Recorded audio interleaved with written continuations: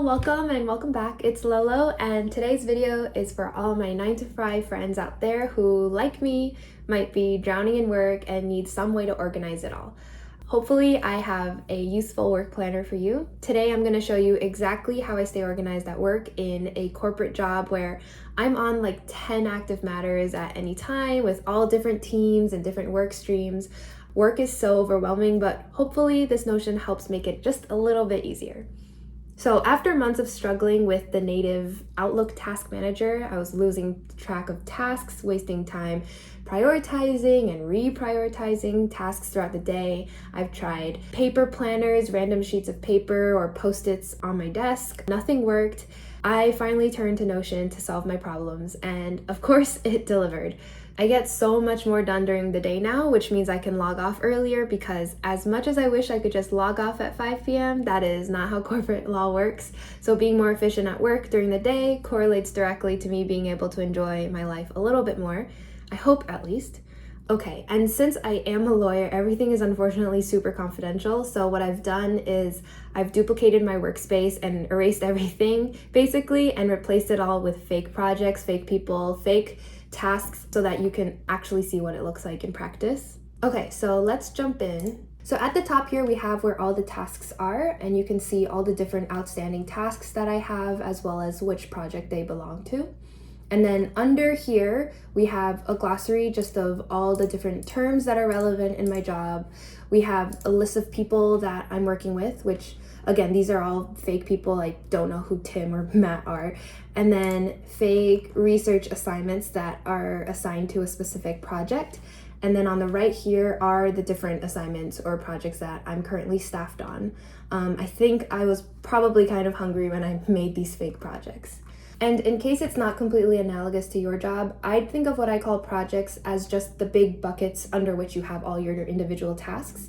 What I call people, you can just think of as your team members who are supervising you, or the people that you turn over deliverables to. Research, I would think of as anything within a project that requires more thinking out, some notes, any kind of research, just a place for you to put your notes, essentially. In my job, it's just the research projects that I have.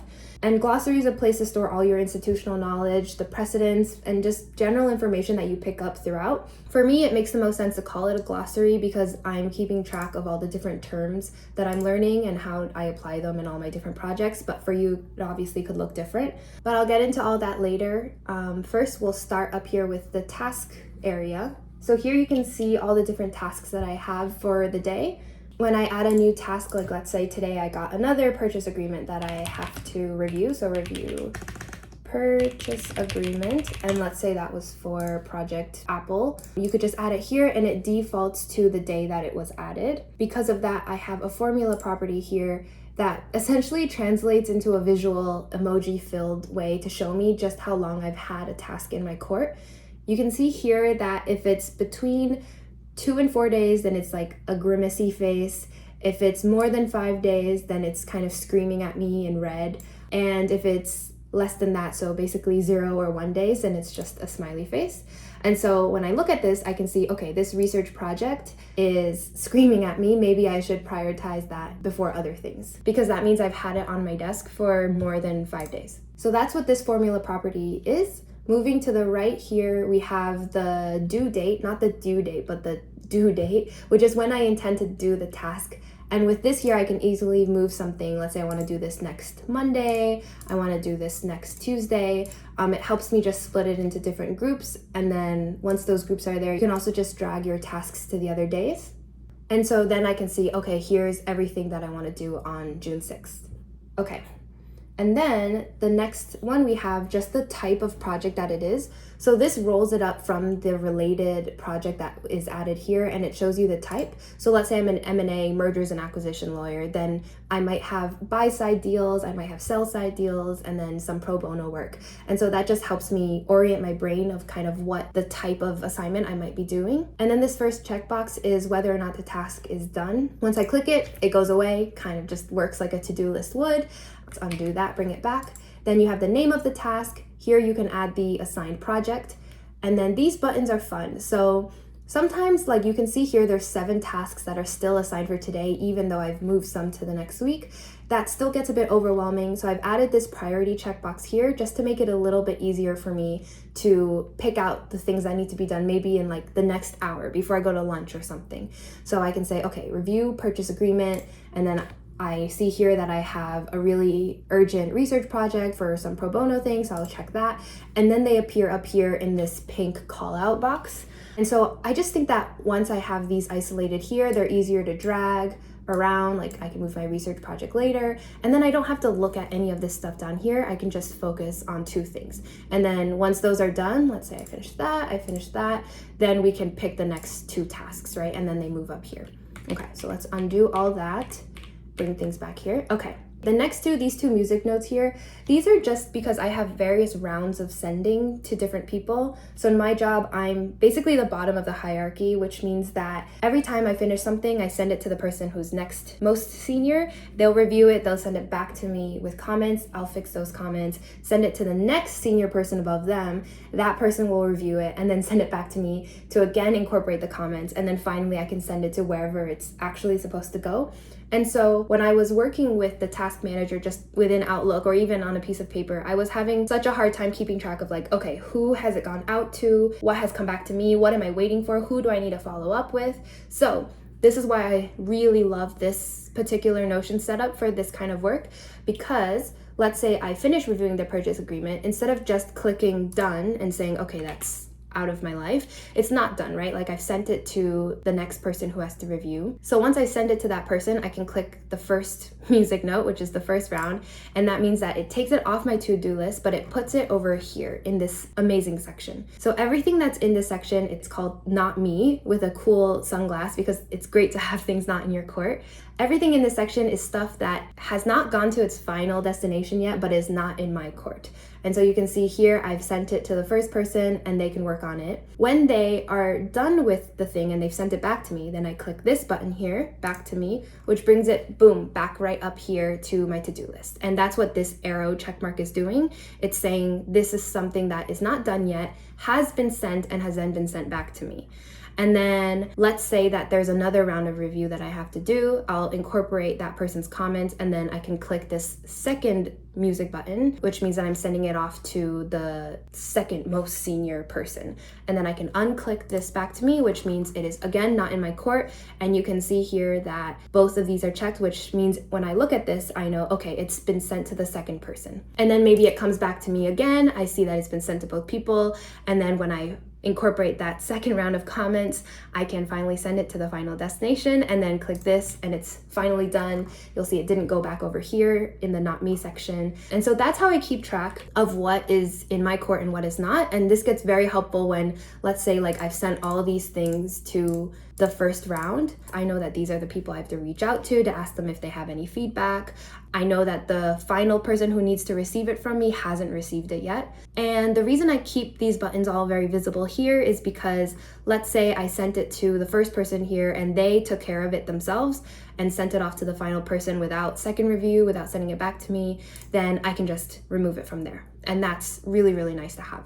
So that's basically my favorite feature of all of this, which is just a really cohesive way to keep track of where a task is and for it to not get lost. Because as the most junior person, it's unfortunately my responsibility to keep track of where things are, and this is the easiest way that I found to do that. Okay, and I keep referring to this person who's supervising me. That is this column over here. Every team will have, like if I open Project Carrot Cake, for example, you can see that the team consists of Jamie and Taylor. Again, fake people, I don't know a Jamie or a Taylor.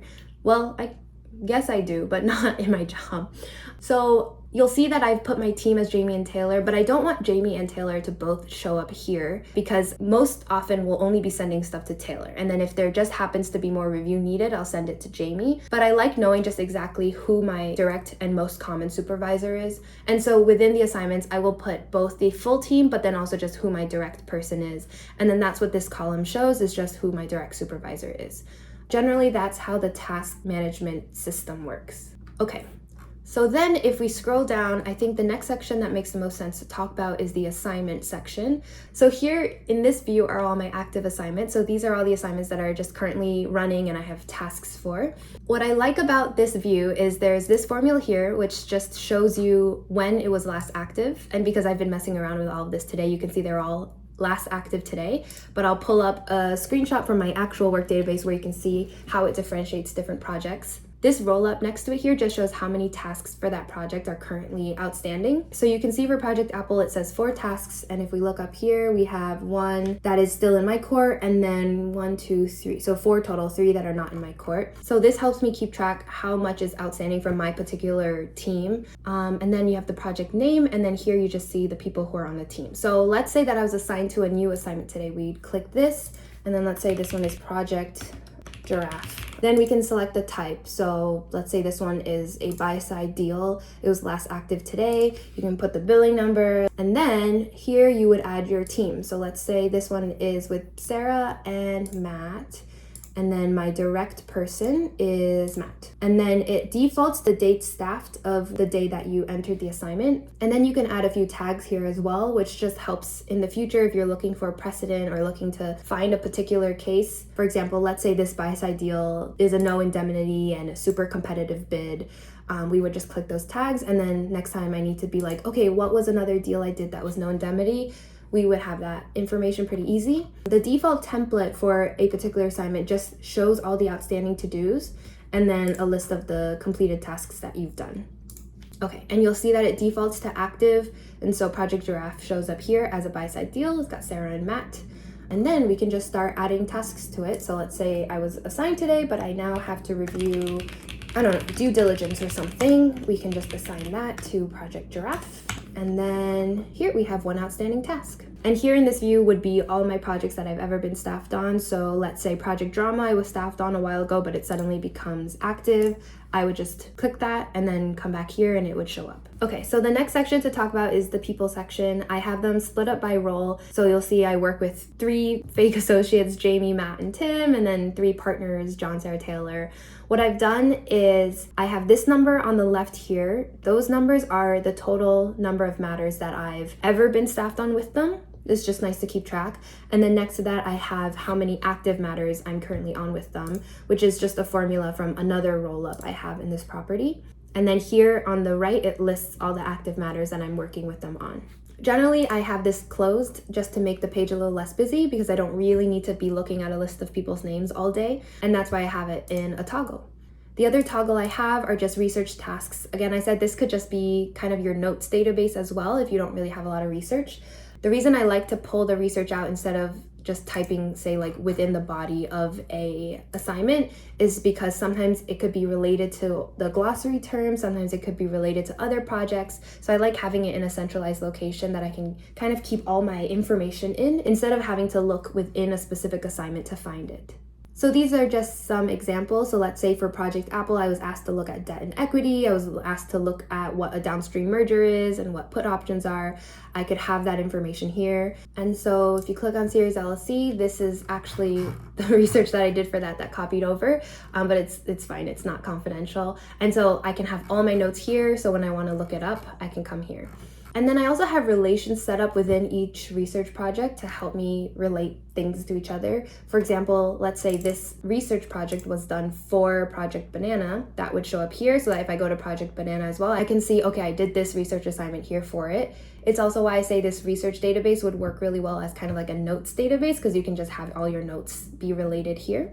I also have a relation here to the glossary, which I'll talk about now. So you'll see the glossary term it's related to is just a Series LLC. And so that's over here. So my job has a lot of new terms that I'm learning, like guarantor, deferred revenue, like what an EIN is. And so it's good to keep track of all that information. And so, for example, if we go to PQRS, you'll see that the Series LLC term is here. And so let's say I come across another Series LLC issue. I'll come to my glossary first and just see if there's a glossary term for it. So if I click on it, I'll see, oh, okay, I actually have some notes on it that I've done, but also in addition to that, I've actually done an entire research assignment.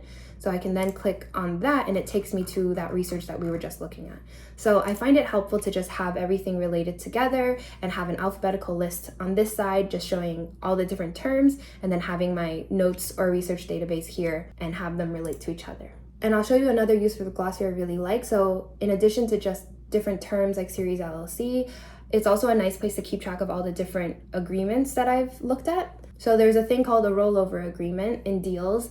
And so let's say I'm given one and I forget what kind of markup I need to do. I can come here, click on rollover agreement and see, okay, I have these 3 projects that I could turn to for precedent. So I find that really helpful. Instead of having to like search through Outlook, which Outlook search is pretty bad, I can just come here and say, okay, let's go to my project Apple folder and we'll find a rollover agreement there that has comments. And then the last thing I'll talk about is just this nice bar here.